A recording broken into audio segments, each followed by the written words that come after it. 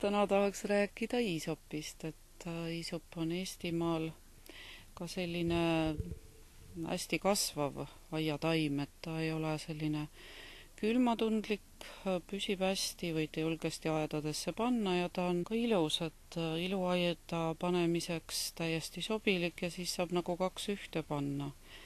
Et praegu ta õitseb, mesilased on hästi usinasti seal peal, see näitab seda, et väga tähtis taim ja ka meetaim hea, kellel mesilinnud kodus on. Ja põhiliselt ikkagi õisi võib niimoodi raapida sealt iluaiast kenasti, endale ei pea seda taime maha lõikama.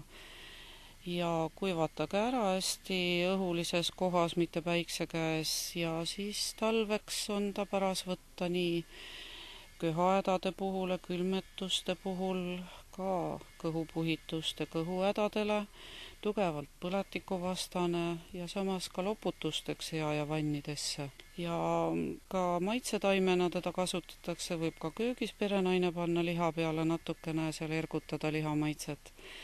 Ja siis võib ka päris rootsuga korjata ja päris üles riputada, et ta on niisugune natuke maagiline taim, et õhku puhastada ja halba vaimu hoida eemale, kui on haiguste ajad. Lõhn on eriline, nii et nuusutage enne võib-olla sõbranna või kellegi tuttava juurest, et kas ta teile sobib. Tumesinise õiega on näha, et siis võib otsustada, kas aeda panna ja kas korjata.